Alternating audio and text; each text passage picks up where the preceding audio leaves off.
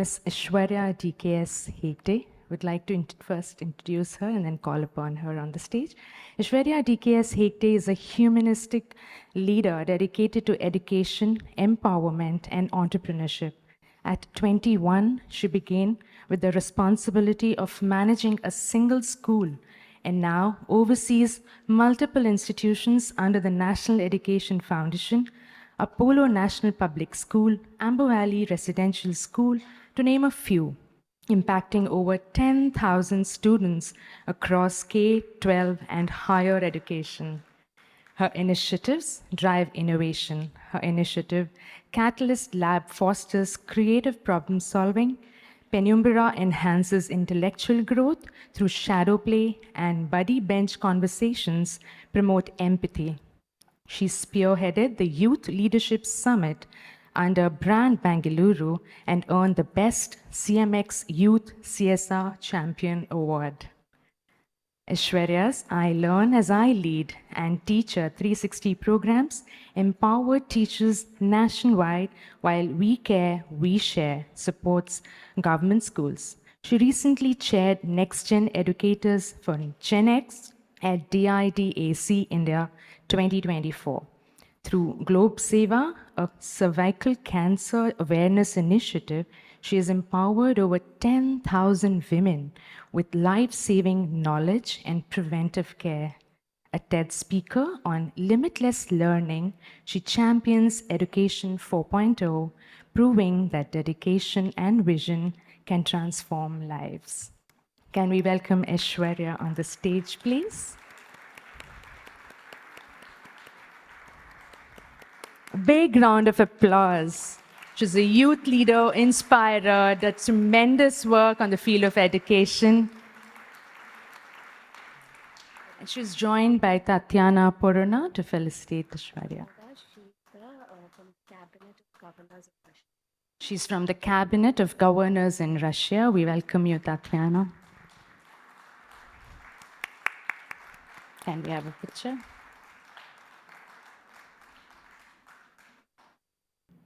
A very good morning. With the blessings of Sri Gurudev, as well as in the presence of Bhanumati ma'am, I thank the entire community of the International Women Conference, as well as Art of Living, for giving me this opportunity to share a few words with actually the change makers of tomorrow, all of you women. So thank you so much. I also want to add, saying we all got this handkerchief and said, this handkerchief comes to you as a token of love and gratitude for sharing their dreams and being a part of the Gift a Smile project. And I want to say that Art of Living, Bhanumati ma'am, has given us opportunities to not just dream today, but take care of our dream throughout and keep the smile in us alive. So thank you so much for that. And I'm thanking you in behalf of all my sisterhood here, because I'm sure each of us are sharing the same feeling. Thank you. You must be wondering, who is this young-looking girl standing here? I might be also calling myself young. I don't know if all of you think I'm older. But I was also introduced in a field where youngsters are not common, education, right? And when I'm given the opportunity here and I was talking about it, I'm genuinely speechless after watching the video we just watched. I feel like if we can replay this video every day to become lifelong learners, we're sorted. Because we're not just talking about ourselves, but we're talking about raising a community of powerful girls.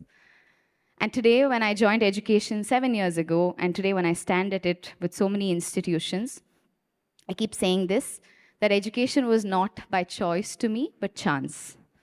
But I took it up as an opportunity, and today I stay in it because it keeps the child in me alive. Just like those children walked by, and just like how we think, why is the sky pink, to why are these colors of the flag like this, I feel keeping the child in ourselves is actually true education. And today, I also would like to take the opportunity to congratulate each change maker sitting in this room who's taken the opportunity to come here, be the child again, transform yourself with the available knowledge, and share a strong wisdom that women are going to become the future of the world. And we are going to lead and not just follow. So congratulations on that.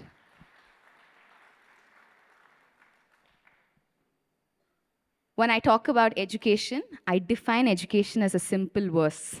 I say, education is taking ownership of our learning. It's not being forced to learn, it's not being equipped to learn, but it's genuinely taking ownership of every responsibility we hold and every learning that we process. And this process of learning has to happen with courage, commitment, and a lot of compassion, is also what I believe.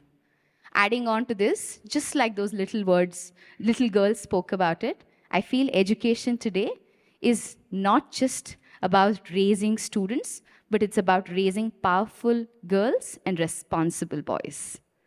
Usually, the adjective is quite interchanged. We talk about power to boys and we talk about responsibility to women. And I feel we can look at it at a different lens today. And education for us has to be about creating those powerful girls, because every teacher in that classroom who tells that girl child, saying that you can push that barrier extra, is not just changing her classroom environment, but changing her future. Every principal or a leadership role in entrepreneurship who supports another woman standing by her and saying you can lead up to these roles is not just changing her life, but changing the culture of the organization. Every mother who tells her daughter, saying that this is not your limit, the sky is the limit, is actually revolutionizing the next generation of women in the country. I often feel women empowerment is always attached to a stigma that it's about degrading men. No, it's about uplifting women. And we often talk about equality in gender bias. Even today, we heard the word equality, and we're always thriving for that empowerment in equality. But I want to put down to, I'm not sure of all the national delegates that here, but in our country, we're equal. We're 49.8% women and 50.2% men. And let's not count that, we're 50-50. So equality exists in our system. But what we require is equity. Like those children told on the camera, to like the ma'am who was telling that story, it's about giving us that extra effort, giving that extra support, and giving us that extra confidence to believe in ourselves and saying it's equity that's important and not equality. And this has to be taught in those classrooms to those children and to every woman out there. We're not craving for equality, but we are practicing equity in our institution. And I'm sure that's exactly being done at Art of Living. And thank you to Bhanuvati ma'am, because it's the support given to us to express ourselves, the support and the encouragement given to us to believe in ourselves and build that confidence that all of us are sitting down here, and it's pure equity and no equality. And thank you for that. You heard me. If you saw my introduction, you saw teacher training, you saw well-being, you saw humanistic approach. But for me, education has always been about courage, confidence, and ownership building. You must have the courage to change, because the existing education system is not enough. Are we going to still wait to be empowered, or are we going to take up the power that holds within us, is the question we need to ask ourselves. Are we going to follow the change, or are we going to create the change, is a big question in front of us, right? And with all these juggles, what I've realized in education has become a pure subject of acquiring knowledge. But education has no meaning if you can't change that knowledge into wisdom. It's not about understanding and learning that tomato is a fruit, but it's about not putting it in a fruit salad. And how are we teaching our children do that is a question in front of us. Are we just focusing on knowledge, or are we converting that knowledge to wisdom? Are we only talking about skills, or are we encouraging our children to develop those skills, is the question. And finally, when I asked myself in this rapid changing world of education, everyone asks this question that what's going to keep changing in life, right? And how do we adapt to this change? But I asked a question quite differently when I came into education. I asked myself, and it's probably a question for all of us to think, what will not change in the education system? Sometimes focusing on things that will not change will yield us more than keeping pace with what's changing every day. So if I throw up a question to most of you sitting here, the first thing that comes to you, what will not change in education system? From America to Nigeria to wherever you are, from all parts of the world, I think that's one question that you need to ask yourself. And probably the answer to that question, if you can raise my hands, is discipline, culture, respect, respecting others are common scenarios that we all expect in an educated child. Do you agree with me? Yes? So what exactly doesn't change in the education system is actually providing and embracing values. Values to be respected as well as respect someone. Because I believe the huge big part of respectfulness is about respecting yourself first. Like it says, just be me, right? If you're not being yourself, how do you respect or expect respect to come by you is a question. When I stand on this stage, or I've stood on various stages, one thing that I walk up onto the stage is not having the fear of being judged, which is probably most of our concerns. But the question is, I'm an educator and I'm a lifelong learner. I'm happy to make mistakes, but I'm even happier to say I was wrong and I'm going to correct it. The only rule as an educator that we have is don't make the same mistake again. Because when you make the mistake again, it becomes a choice and no more mistakes. So the only request I have with all these powerful women sitting in front of me is don't have the fear of being judged. It's not about adapting to the system. It's about creating a system for thrive. And I also want to tell you all today that as I started off saying education is ownership, it's also a combination of courage, confidence, and commitment. And as you unlock the keys for yourself, the only request I have for each one of you is to make sure don't lock the door once you unlock that key. Wait for many more sisters and brothers to walk through that door and to follow your leadership. Let's keep that key of change alive for 10 more people around us. And I also feel we're all in art of living, trying to live the art here in the process and not just hear it and read it, but also experience it. As I walked into this campus, to my door thrill here, one thing that was constant between every volunteer standing by here is not about embracing their happiness, but they were continuously striving to make sure how people around them are happy. And I think that is the vision of art of living, right? Let's embrace that into every sisterhood that we have. Let's make sure that we might had a difficult door to open, but let my sister not have that difficulty in opening that door because she has a bigger door to unlock. Let's embrace this point of sisterhood. Let's make the change happen. And congratulations to all the teachers who are sitting here.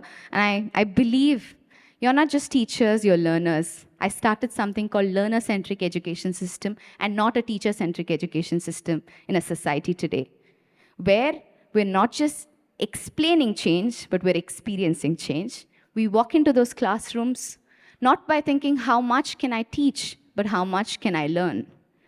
When you come into the parent community, it's not about the parent saying, it is my daughter or son's school. When is it going to become my school and my partner for growth?